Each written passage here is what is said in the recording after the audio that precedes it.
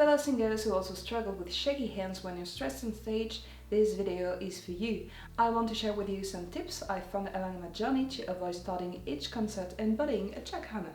The first tip is to stop trying to control your stress. Emotions aren't like a business. You do not manage them with spreadsheets and calendars and decide when your stress is allowed to show up. An emotion has a beginning, a middle and an end, and your only job is just to let it be. It passes on its own. And it passes faster when you do not use all of your energy to try and shut it down. If I were to tell you do not think of an elephant, then your only thought would be elephant. And that's exactly how it works with stress. The more you try to stop it and the more you feed it. So if you want your hands to stop shaking, then you're gonna have to stop trying to stop the shaking. Instead, redirect your anxiety. And here's something that I've tried to do lately, and actually that works quite well. It's that I use the shaking of my hands as a part of my stage persona. Instead of trying to hide it and distract myself from the music, I go all in. Play it up. I become a haunted, possessed, full-on witch on a trance, and I let the tension feed the performance. I do not make the anxiety go away. I cannot do that, and that's okay because actually the audience doesn't see it as anxiety. And the best part is that without even realizing it, as I relax into the stage, then the nerves calm down and the shaking fades naturally. But in order for this kind of technique to work for you, you have to know your stress habits and to know how to use them. It's not all about shaky hands. We all have our stress quirks. Quirks.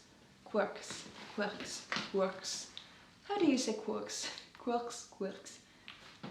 It's actually quite hard to say that in English for a foreigner. But to be able to redirect them, the quirks, then you actually need to know them. So film yourself as much as you can when you're performing, so you'll be able to notice what are your stress quirks. Even if it's in front of just a camera or a few people, you will automatically start having them, and they will be even worse on a real stage. And then you have to rehearse with having them in mind. Try exaggerating them.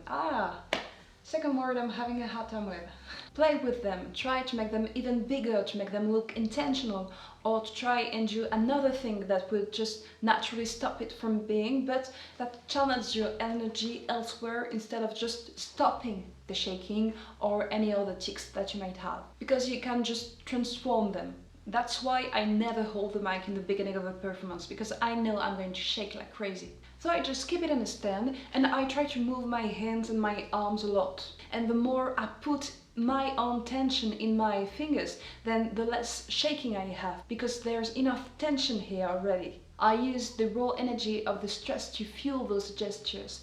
And if there's a little trembling, then so be it. It adds to the emotion, it makes things feel real and a little bit intense, which I personally like. So this is why instead of stopping the shaking, I try to use it in a way that looks intentional. Use the stress that you have on stage, be it because of the shaky hands or anything else. Because stress isn't bad, it just means that it matters to you. Nerves are a good thing. They are pure energy, chaotic when left aimless, but powerful when channeled.